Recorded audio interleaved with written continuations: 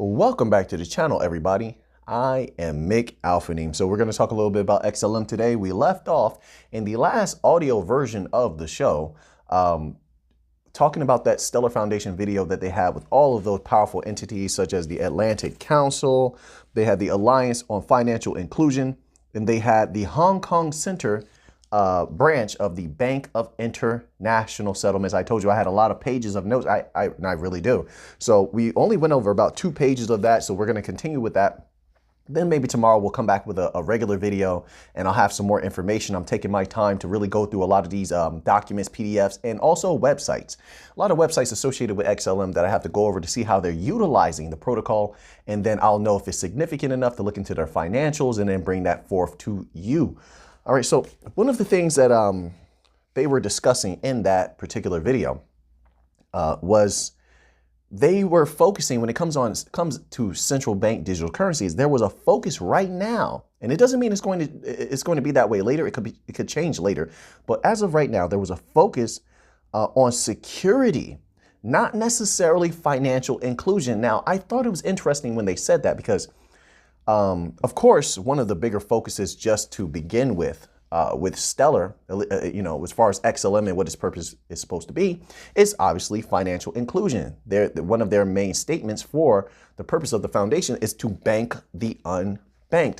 Now, here's why I think that's interesting is because the way that the protocol is used and the blockchain is formulated, it necessarily is going to be able to be used by the unbanked. Really, all they need are digital wallets, access to be able to exchange their fiat currency into XLM, and then they're ready to go, okay? You can just send things back and forth. Of course, you can make P2P payments and send money to your family members and stuff. And I think you could do that with QR code, like if you're literally next to the person, but you can also just have their address and send it to them that way. Then of course you have the way of sending it. You have ways of sending things across borders for cross-border payments if you have family member overseas. But what I'm saying is that's already there. So there's no need to really focus on that heavily at this particular time. Okay. Which, I believe is why their focus is security. All right. They need to make sure if this is going to be utilized by large financial institutions, don't get me wrong. You want to make sure if someone's sending $20, $30, whatever the money is, you want to make sure they don't lose that money. That's going to be a bad experience. It's going to be bad for them in their lives. And of course, then they might not want to use your particular protocol again. But it's even more pressing when you want to do business with central banks. You want to be a bridge currency for a central bank or a CBDC, or you want to run CBDC infrastructure on your blockchain. Then you really need to make sure that when a bank sends $1 million, there's no slippage, okay? There's no data lost. There's money is not going to just disappear into oblivion. It's not getting hacked.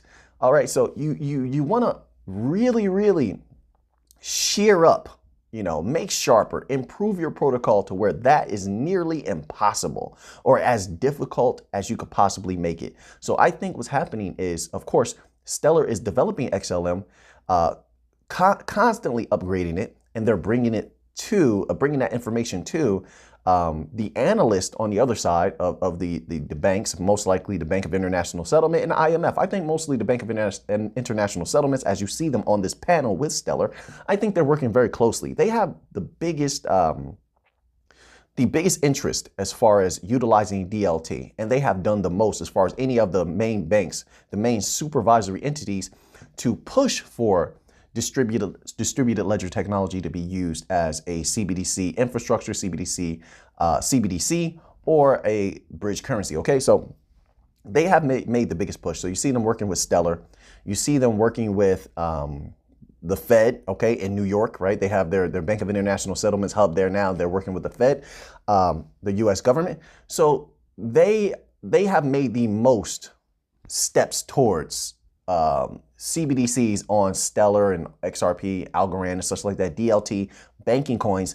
They've made the most steps towards having that become a reality sooner, okay? While a lot of the other supervisory bodies are just, yes, they're doing their research, but they're not as hand in hand. They're not having as many meetings with the different foundations or companies like Ripple, foundations like Algorand, Stellar Foundation. They're not having as many. They're having some, but they're still sort of sluggish in their movement. You know, why that is, I don't know. This is very questionable. But that makes sense to me why security was said to be a focus and not necessarily financial inclusion, okay? So then another interesting thing, which I was iterating in another video I just did, was that the individual from the Atlantic Council said that we will intermediate through commercial banks and NBFIs. Let me say that again. They will intermediate via, and they're talking about the central banks and stuff. So I told you, the central banks don't want to thrust extra work on their employees or their infrastructure. They don't. What they want is to keep things the same. And where am I pulling this information from? Right from one of those PDFs that I gave everybody. Remember, we read that PDF, and the Bank of International Settlements was literally saying that they didn't want extra work or extra things to do. They wanted to keep things pretty much the same while benefiting from the new technologies, which makes perfect sense for me. So now that leads us back to what the member from the Atlantic Council is saying here. We will intermediate through the commercial banks and NBFIs, or rather he said fintechs, non-banking financial entities, all right, and technology companies, financial technology companies. That is huge for entities like the Stellar Foundation, Ripple, the Algorand Foundation, Hedera, and Cello. That's huge. So once again, they're showing that they not only want to work with these entities, but they are telling them that, hey, we'd like to depend on you. Now show us you are dependable, which leads us back to the security issue. All right, so they have a certain amount of time to show that they are one of the most secure ways of hosting a central bank digital currency in all of the possible ways. And then that will ensure that the Bank of International Settlements can trust them to run different amounts of money across their blockchain as a CBDC infrastructure or a CBDC. So that's extremely important, which means what? The future is extremely bright. Now, as I said, all of this is going to take patience. I understand some people are not patient, and I also understand people are going through tough times in the world. These are very hard times for a lot of people. I get it. I completely understand that. Okay. But that's what they mean there. Let's turn to the next page here. So also what was interesting, and I find this a little bit hard to believe, but the way he phrased it, it was interesting. It was segmented, but he said that distributed ledger technology or not, like they're deciding to use distributed ledger technology 100%, that hasn't absolutely been decided. Right? So it's not 100% guaranteed that all of the different banks are going to use distributed ledger technology. As I said before, some of them were testing legacy system offerings. The problem with the legacy system offering was what? They're extremely high intermediary fees. It was ridiculous. One of the individuals on this panel actually said they tried to test send the money, and the amount was, they sent a little bit of money and the fee was $80. That's ridiculous. Thank goodness that person didn't try to send more money, like an extravagant amount of money. Okay, but what he did say, okay, we're going back to the individual from the Atlantic Council, his statement on whether or not they were going to be decided 100% to use DLT or not. He said that was undecided, but they were leaning towards DLT. That is great. Yes, we are gaining ground. That money is getting closer. The bank coins are that much closer to running the majority of CBDCs, at least based upon his statement. Now, how much truth is in that statement, or maybe it's just his perception, we don't know. But we have to take that as being valuable since he is a very high individual at the Atlantic Council. So we have to take that serious. All right, so he said they're leaning towards DLT, the bank coins. They're leaning towards it. That's very good. But what he did clarify is that it would be distributed ledger technology, but they're not leaning towards open distributed ledger technology. Now, wait a minute. I know what you're thinking. Well, first of all, we benefit whether it's a closed system or not. Whether it's open or closed system, it doesn't make a difference. We benefit from it because, well, why? I mean, just using logic. Let's say you have 10 million coins. You have a closed system that wants to run across Stellar blockchain, and the Stellar blockchain still requires them to utilize XLM to some capacity. You're still going to have to allot a part of that 10 million over to them for them to use within their closed system, and that removes That allotment, let's say it's 5 million coins. Theoretically, don't quote me on this because they may be able to do this in a different way. But just using logic, this is what I'm seeing. So you have 10 million coins. They need 5 million coins in their closed system. That removes that 5 million coins permanently from the circulating supply of 10 million coins, which would leave 5 million. That's a great thing. Either way, we win. Okay.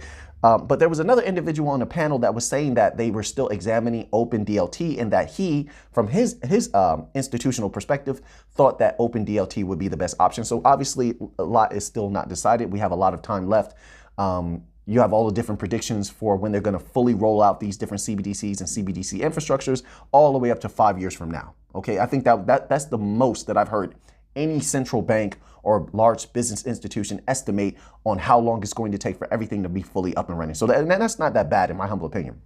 So they still have some time to decide, but that's interesting stuff to keep in mind as we're moving forward. Okay, so last thing I'm going to leave you with, I don't want to keep everybody too long. Don't worry, we're coming back tomorrow. We're going to get into some more interesting stuff. Thank you for being here with me. I greatly appreciate you. The feds. So he was speaking on the federal government of the United States. And we could see that it's going this way where the feds want something handed to them because they had conscripted MIT to do their research for them. Keep in mind, MIT has a great relationship with Algorand. You know, they have a great relationship with a few of the banking coins. OK, but he said, this individual, that the feds need a model to build from. So they want to build on top of something. So all of that FUD that we were hearing in the past about the Fed is going to come up with their own coin and such like that. At this point, now that's not to say they can't, but at this point it's ridiculous because what it looks like they want to build on top of one of the banking coins. It's just a matter of them deciding which one, which makes sense to why they're having so many meetings with all the different foundations and companies of the bank coins and why they have been extremely quiet, why they have been taking longer than what they originally stated to comb over the different documents provided to them by MIT for the testing of the central bank digital currencies on the distributed ledger technology platforms. That makes perfect sense. So someone, I hope it's XRP or XLM, they're ready to roll, or Algorand. Algorand would fly if they were working with the federal government. And I could totally see Algorand being the CBDC infrastructure and bridge currency, or however they want to use it. I could see Algorand completely working with the federal government. But yes, it says the feds need a model or desire a model to build from. Now, you can go back to that video. It's on the Stellar Foundation's YouTube channel. Give it a watch and you will hear this individual say it for yourself. So it's not just Auphanim here telling you things. You can always, everything that I bring to the channel as a researcher, I'm bringing it to you so you can look at it yourself. The PDFs you can read yourself. You can go to these videos and read them yourself. You can always do a quick search, pull up a website and an article that I was talking about and look at it yourself. So always know for yourself. I think that's best, in my humble opinion. All right, so everyone, appreciate you being here. Now that you have that information, what are you going to do with it? I know what I'm going to do with it. So until next time, let's get to the money.